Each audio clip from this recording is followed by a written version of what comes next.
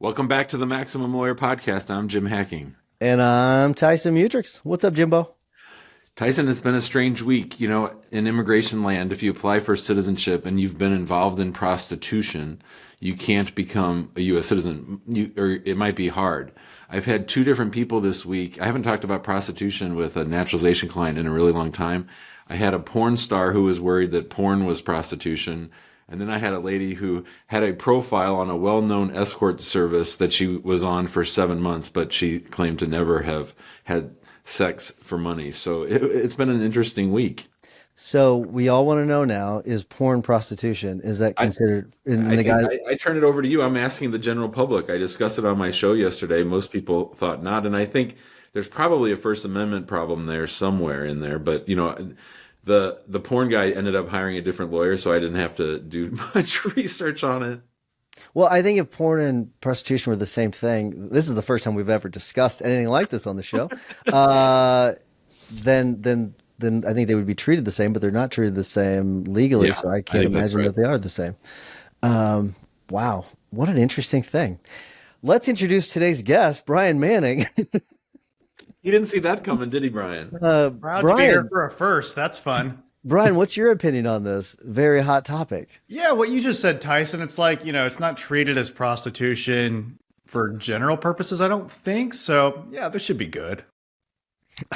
This guy said he saw it on Reddit before his interview. So when the officer kept asking him if he was involved in prostitution, he kept saying no comment, no comment, no comment. So his case got denied because you can't say no comment at your naturalization interview. He thought that was going to save the day.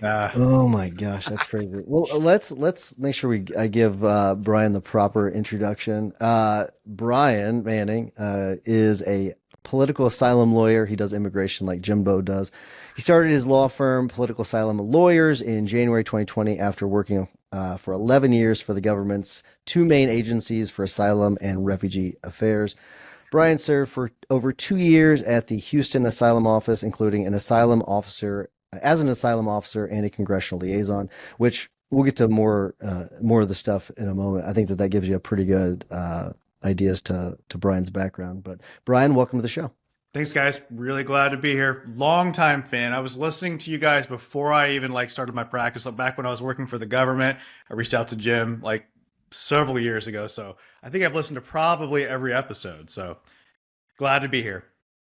Brian and I spoke more before he opened his firm than anyone I've ever spoken to. I remember specific conversations when Brian was thinking about making the leap. But Brian, you've been on the show before, right? Yeah, it was I think my first month having my firm open, probably in February of 2020, right before COVID. Awesome, great. So that'll be a nice little segue then into what we're going to talk about today, which is this awesome 6-week trip that you took outside the United States with your boys and your spouse, and were able to run your firm. I want to get to all that, but talk to us. For me, just for my own pleasure, if you remember, I was teasing you about this the other day. What were your goals back then when you first started? And specifically, I'm talking about you sort of had what I thought was like a cap on your goals, and then talk to us about how you've sort of blown through that. Yeah, Jim, when you were my official business coach for a while there, it was I was thinking, I want things to be simple. I just envision myself having maybe one associate, a couple paralegals, a support person, and that's it. I don't want to try to grow bigger than that because it sounds hard. The people element sounds like a hassle and stressful. So I was I can probably make decent money, but just keep it kind of small, but have some flexibility and just be good with that. But what happened was over time, I started realizing wait a second. Those stressors that I was worried about, yeah, they're true. It's dealing with people in your firm is hard, but it's not really any harder than other kinds of stressors that come as you grow your business. And so I was listen, if I'm going to be stressed either way, I'm always going to be thinking about the business almost 24/7, right?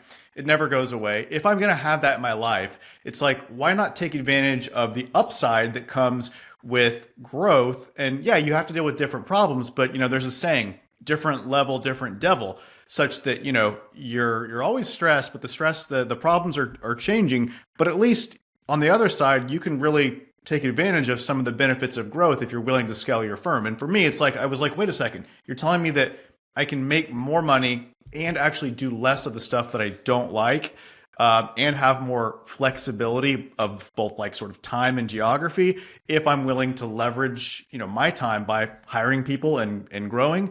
I became convinced that, that you could do that just by seeing people who've done it and learning from people like you guys. And so I was like, why not try to grow? And so I've been pretty purposeful then, the last few years about trying to do that.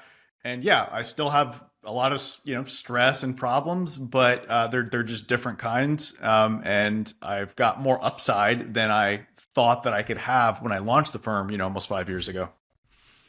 So it's interesting. I had coffee with Chris Regabi this morning. He's a guild member, and we were talking about his 2 week vacation that he just took. Went to Istanbul, and he went to Greece, and he was talking about how, and we had talked beforehand with him about like what to do prep wise, and it's interesting because we're going to be talking to you about your 6 week vacation that you took, but I know he was very apprehensive about the trip and how things were going to go. And it was interesting because his second week he had zero internet, so he was not able to like communicate with the office. He had a brand new assistant that was starting with him, so they had just migrated to a new system, so a lot of things happening all at one time. And so it was pretty, he said the first week was pretty laid back. The second week he was really stressed because he didn't have any internet. But when it comes to like getting ready for this six week trip that you went on, and I'd love to hear some of the details about that as well later on. Yeah. Yeah, it was cool. Like, so I'll say that for the first like 10 days, I was on what I call like emergency only access, which is like, for my team, like don't at me, in our Google chat, like don't call me, don't text me, don't at me, unless it's an emergency. And so what does that mean? Well, you have to define what an emergency means. So like I just worked up a document. I just sat down and tried to think through like, what are the things that like I really want to know about if something happens, such that, I consider it an emergency, such that I'm going to like check my phone once at night every day, or maybe twice a day, to see if I've got like an emergency access. I set up a special channel, kind of like a Slack channel. We use Google Chat. They call them Spaces. It's like emergencies. I told them to chat me there and to text my phone. And I would check that a couple times a day for emergencies during my emergency only access time. But the key then is defining what an emergency is, right? So it's just sitting down and thinking through like, what are the things that if they break or come up, I really need to know about. Like examples are like if an employee quits, if there's something happens that suggests we might get sued by someone, if we miss a deadline, just like big things. And I made a list, and I tried to give some examples of, sort of gray area things of like, I would consider this an emergency. This thing I would not, to just sort of give examples. And then, I did this a couple times on shorter trips. And when I came back, I would sort of do a debrief with my leadership team of like, okay, you did contact me for this thing. You consider this to be an emergency. I agree. Good. Like, and so like, we'll like add that to the briefing sheet, or to the definition sheet of like, this is an emergency, or this thing was not, this would not be. And so we just sort of like iterate and, keep continuing to perfect it over time to where you've really got that sort of dialed in to where there are expectations back at the office around what is an emergency. So the first 10 days of my trip of 6 weeks, I was on that, like, and I got maybe one emergency chat that time, and it wasn't anything that took me more than 20 minutes to deal with. So that was great. And then after that, for the rest of the 6 weeks, I worked 2 hours a day, maybe, just to sort of keep things moving. But yeah, the keys I think for me are like having that emergency access only sort of definitions in place. But I mean, you can't do it. I don't think you can't do it while being on emergency access only, or like very, very limited work, unless you have a good staff, right? I mean, you have to have people in place and keeping the business running. And so I was thoughtful about that over the last couple of years, and trying to get to this place where like I want to be able to go on vacation and trust that things are going to work well while I'm gone. And then I would have my staff, also my leadership team, like send me kind of briefing notes each day about like a couple of key points that I should know about, or any key decisions that needed to be made. And I would just sort of work through that, spending an hour a day on sort of communications like that. But then I would do like make some TikTok videos for an hour a day, so stuff like that. But yeah, it takes some planning. it was a little bit daunting for my team. My leadership team was like, oh, I don't know, Brian. They were a little bit nervous about it, as was I. But like, it works. You can make it work, and it's just a matter of like deciding I want to do this, and I'm going to try to lay some groundwork by setting expectations and talking through, when you should contact me and who's going to be doing what in my absence. So with planning, you can keep sort of improving and having it be hopefully a better experience each time you try it. Yeah, so I think I like those are great ground rules. I think that's fantastic. What was your mindset leading up to it? I know you said you were a little stressed about it, but like, did you feel ready? Did you feel like you were going, like everything was going to be okay, or like were you pretty apprehensive about it? I'm just curious what your I was mindset nervous. was like. I'd gone for spring break this year for like maybe 8 nights or something on this emergency only access. So I tried that before, but like the whole like 6 weeks, and I was in Kenya, Qatar, and Greece, and I didn't have good internet access for some of those for some stints, some times during that. So I was pretty nervous about it, and it made for a pretty stressful month leading up to it to try to be like, oh, I got to get as much in place as I can, get some key work done, and just get everyone prepared in terms of knowing who's doing what while I'm gone. So it does lead to some stress building up to it. Brian, where did you guys go, and how did you handle the time zone difference? Started in Kenya and did, the safari thing we were there for like 10 nights. And then Qatar, like basically flying from Nairobi, we wanted to go to Greece, and like, it was either a connection through Doha, Qatar, or through Egypt. And my wife and I had been to Egypt before. We'd never been to Qatar. So like, let's go through there. Why not actually go there since we've never been there? So we stayed like 5 or 6 nights there on the way. So Qatar, and then Greece. And Greece, we went to a few different places. We were in Greece for like a month. Time difference. I mean, I didn't take any special measures for that. It's like, depending on where you are in the world, right? Like, I was east, so I was like ahead of U.S. Central Time that I'm normally operating on, as where the summer before I'd gone to like Tahiti and was like the opposite way. So it kind of, either depending on where you are, it does make it sort of stressful to where like you wake up to a bunch of messages that you have to like sort of sort through, and some stressors that hit you very early in the morning, or you wake up and your morning is chill. But then like late at night when you're like trying to go to bed, if you're checking your phone at 8, 9, 10, 11 o'clock, it's like everyone's in full swing back at the office. So that can be a little bit tricky. But like, I mean, I just told my staff, like, don't expect to hear from me except for, probably between these set hours. And then I would try to communicate during those few hours of the day, apart from sort of really important stuff. I would just fit that in whenever. But, it's a sacrifice that it's okay. Even though I might be spending 40 minutes going back and forth on something at 9:30 p.m. in Greece, like, not ideal, but like, I got to spend a month in Greece. So it's like, it's okay. All right, so tell us about your favorite parts of the trip, because I want to hear about the actual trip. We can get back to some of the business stuff in a little bit. But let's hear about that. I mean, Kenya's great, super cool. My kids really like that whole safari thing a lot. Qatar was a really fun surprise. Like, I've never been to like Dubai, but I picture that it's pretty much very similar to Dubai in that like, it's like luxe. Like everything in Doha was just like super nice and new and like luxurious. Which was interesting. So that was a really fun surprise. And then in Greece, for part of that time, for about 2 of the 4 weeks we were there, my wife and I, all 4 of the parents met us there. So we were with them, which was fun, good trip with the kids and stuff. But a lot of hand holding. The parents are a little older and haven't traveled so much, and so it was a lot of hand holding. But it was good family time together. So yeah, it's great. Greece is my favorite country. I lived in Bulgaria for a couple of years, which borders Greece, and like we could drive there to Greece from Bulgaria, like 4 hours, and be at like a good beach. So we kind of fell in love with it. And it's my favorite country. Paris is my favorite city, but Greece is my favorite country. Brian, talk to us about whether anyone in the office sort of stepped up or has stepped up over time to make you feel comfortable being gone or make you happy when you got back. Yeah, that's a big part of it. I got pretty lucky with my first 2 hires. They've been with me. The first one I hired about 1.5 years into my law firm, which is way too slow. In retrospect, that's a huge mistake. I should have hired much earlier.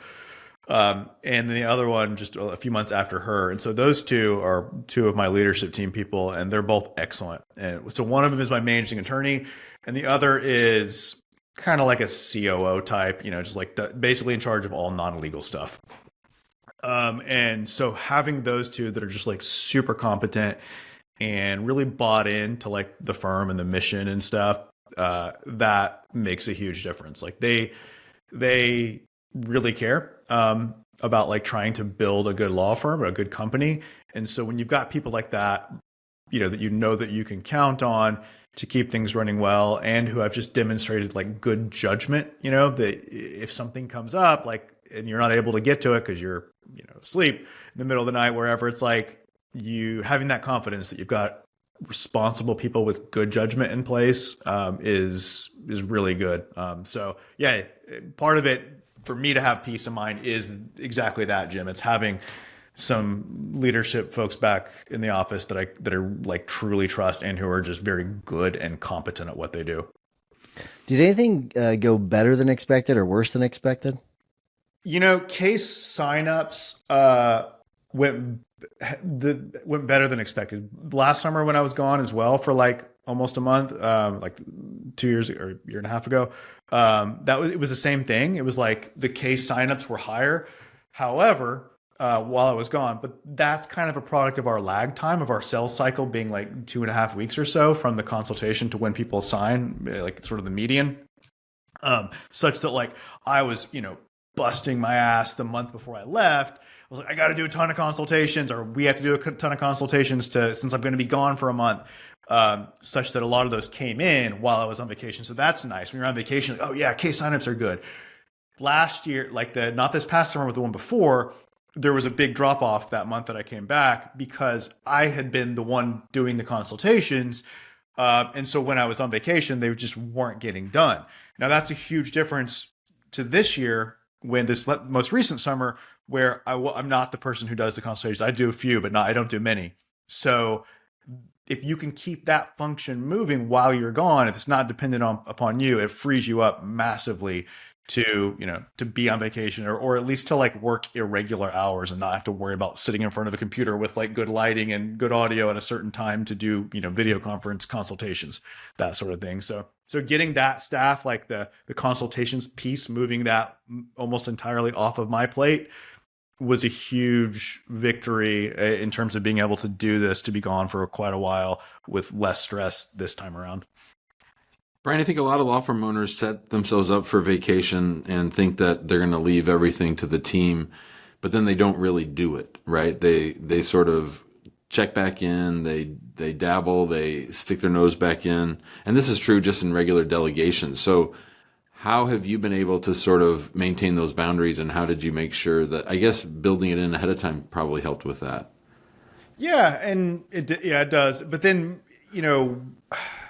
mindset of just like, what kind of law firm, thinking about what kind of law firm do I want to have, like thinking in the, a year from now, 2 years, 5 years from now, like, do I want to be able to be the person who can really take like 30 days off with like no contact, emergency only access?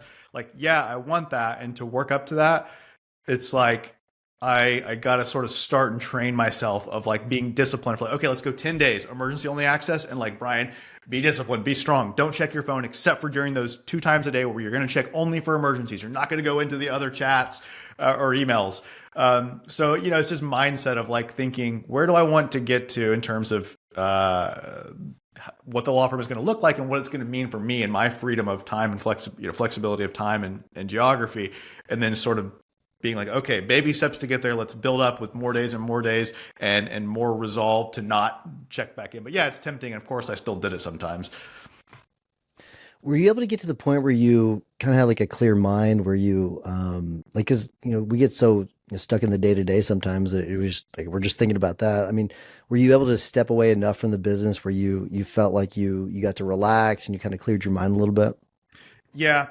I've found that for me, it takes maybe 6 or 7 or 8 nights of like not working to really be like, to get into that different headspace, where you feel like you're not obsessing about the business 24/7. So yeah, I did, especially when I had that emergency only access in Kenya. I had enough time there to get to where I really felt like, okay, I'm hardly thinking about it at all, which is nice, and we all need that. But it's hard to get, and maybe for some people it's like they just a long weekend away is enough to like really recharge and get in that different headspace that is just really sort of cathartic and healthy. But for me, it takes longer. It takes like, I don't know, 6 or 8 nights or something. I think that's a really good point, and I've said this before, is there's just such a huge difference with basically 0% responsibility or 0% work versus 1% responsibility or 1% work. When you leave a little gray area there, there's just so much opportunity for mischief, either for people to give you too much stuff that you don't want, or for you to take in too much stuff that you don't want. Yeah.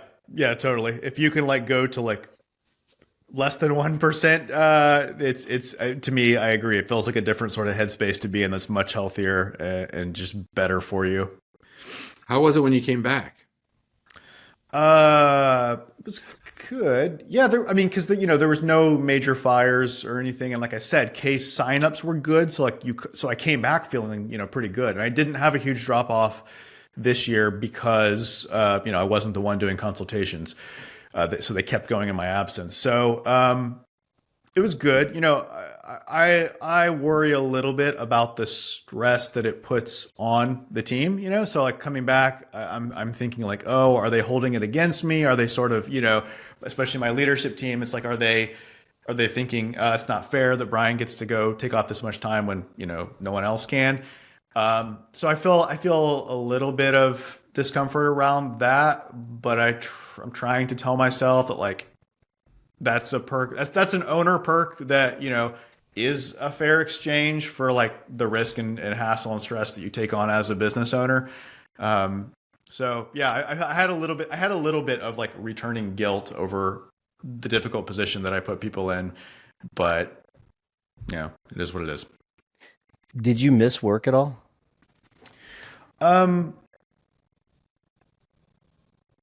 It's one of those things where it's like kind of like going back to school after the summer break, where it's like, yeah, you're glad to be back for like at least a week or so to see everyone and just like feel like getting back in that routine sounds kind of nice. It feels kind of good. But then after a few days, it kind of wears off, So that's kind of how I was. Like, no, I didn't miss it while I was away, really. I wasn't like, oh, I wish I was working.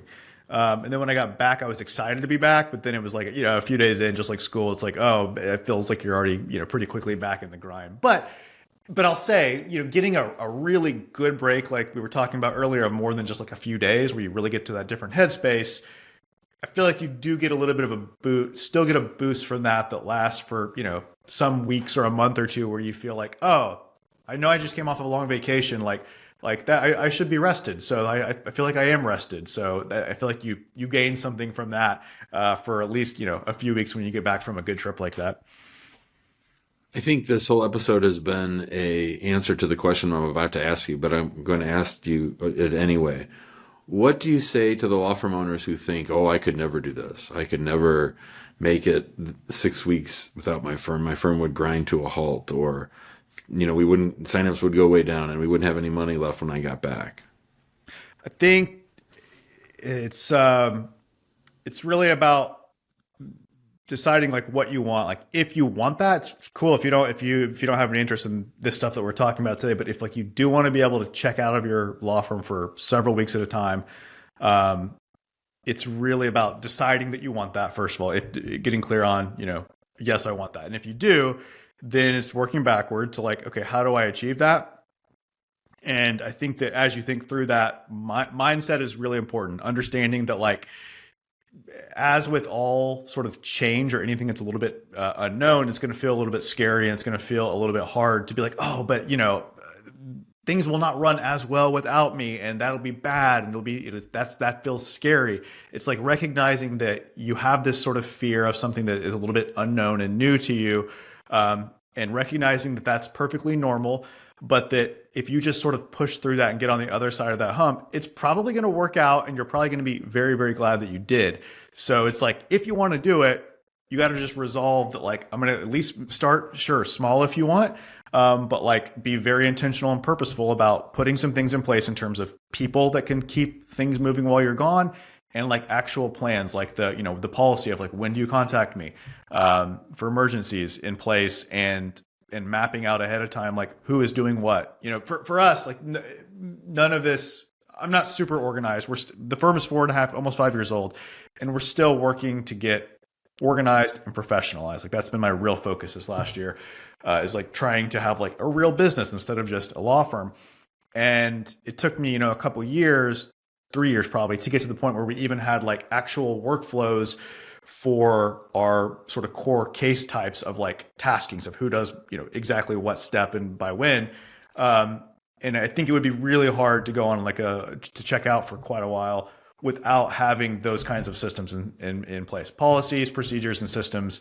They say systems run a business and people run systems. And like, you got to have the people, you got to have the systems, and you got to have the people that can still be there running the systems and making sure the policies and procedures are executed against while you're gone. So it does take some, sort of institutional framework work to put those things in place. But like, even someone with, one staff member, it's like, you can still do it and just start small for, and just be gone for 4 days with emergency only access, and just build up. Brian, I think that's you gave incredible advice. I think at the very beginning, you also gave like a lot of great tips on how to really set this up, set yourself up for success whenever you take any vacation, but especially a longer one. We are going to start to wrap things up, though. If people want to reach out to you, how do they get in touch with you, Brian? Thanks. So my email is great. Brian, is my first name, Brian, and then it's kind of long, politicalasyluMlawyers.com. Brian at politicalasyluMlawyers.com. Love it. All right. We are going to wrap things up. If you could, while we're doing this, we would love it if you could give us a 5-star review wherever you get your podcast. It really does help us spread the love to lawyers all over the world that want to listen to getting better with their law firms. And we are going to get to our tips and hacks in the week in a moment. Before I do that, though, if you want to join us in the big Facebook group, just go to Facebook and search Maximum Lawyer. If you want to join the guild, go to maxlawguild.com and you can join us there. You'll be able to see us in Vegas. If you want to go to Vegas, I believe there might be a couple tickets left. I'm not 100% sure, but go to maxlawguild.com. You should be able to find information about that as well. Jimmy, what's your hack of the week? We celebrated my assistant's 3rd anniversary with us this week. She's been with me for now 3 years, and she really keeps me on track. I'm a low follow-through, and she's an 8 follow-through on the Colby. So having someone who complements your strengths, who brings their own strengths to the table that sort of helps with your blind spots has been invaluable. She got so much done this week that would have sat on my plate or my desk for weeks. And there were even things that I needed to do that she got me to do much faster and much more completely than I would have if I were sort of left to my own devices. So find someone who complements your strengths. It is always really fascinating to me whenever like a person clicks into place like a Lego, like just right. And you're like, everything feels so much better. And like everything gets done and you're like, wow, that's perfect. So I just love that feeling. That's cool. Great for you, Jimbo. All right, Brian, you've done this before. You were on episode 203. So anybody wants to find that, No Upper Limit was that one. It's a really good episode, but you know the routine. What tip or hack do you have for us? Thank you. And before I say that, let me just express my appreciation for Maximum Lawyer, for both of you guys, Jim and Tyson, and for the Guild as well. Those things have all been hugely helpful to me in my law firm. So thank you for all the work that you guys do, and for everyone in the community for all the support. So I Thanks, Brian. really benefited from it. Have a non-attorney salesperson do your consultations. This has been a game changer for me. I know this has come up in discussions and podcasts and stuff from time to time, but I decided to go all in and hire real salespeople, like actual salespeople that have like done sales for several years, not just like, oh, I worked at a call center or whatever, like actual sales. It's just a completely different mindset than you get with an attorney. An attorney just doesn't have the sort of the mindset to like go out and make sales. So I think lawyers they tend to think like, oh, it's it's law, so it has to be a lawyer doing this. There's no rule against selling legal services. As a non-lawyer, you can't give legal advice, but you can sell legal services. So like I don't talk to most people that sign up with our firm. Most clients, they come just through talking to a non-attorney salesperson. And like the one that I've got 2 coming on right now, and then I've got one that's been with me for like 4 months, and she's like awesome. She's like way better than the guy that I had doing him, who's a lawyer, and better than me. So that's my tip. Well, I think what we have to do is have you back on to do that topic by itself, because I think people would really like to hear that part of it. Because I know that we have non-attorney people but they're not sales. They don't have experience in sales. Some of them have, actually, most of them have experience in marketing, but not necessarily sales. So I would like to hear more about that. I know that Jim doesn't hire necessarily salespeople either, but I think that it's something that I have definitely tinkered with. I've got a really good friend who's a salesperson. I've just been a little bit afraid of hiring a really good friend as to work for the firm, especially a role that I've never hired for before. So, but I would like to, I would love to test it out. I've got a lot of ideas about it. So, and I'd love to ask you about it. So we're going to have you back on to talk about that. That'd be great. My tip of the week, I don't know if it's as cool as yours, but I got the new iPhone 16 Pro Max, and there's a new feature on the camera that you can actually pause your video. I don't know if I'm sure you all probably haven't been in the middle of a video and something happens where you would like to pause it, but you can't. You got to like stop the video and then record a separate video and then piece them together. You can actually pause the video and then start recording again when you're ready again, which I think is a really cool feature. That is. Yeah. So it's not a part of, I have the 14. I have them both. I've looked side by side. It wasn't an operating system update. It's just on the new phone. There's a lot of other cool features too that are on the new one, but it's pretty interesting. So you all should check it out. It's cool. All right, Brian, thanks so much for coming on. Appreciate it. Love sharing. A lot of great advice you gave. I can't wait to talk to you about the next topic too, but really cool. Thanks for coming on. Appreciate it. Thanks, guys. Pleasure. Appreciate it. Thanks, Brian.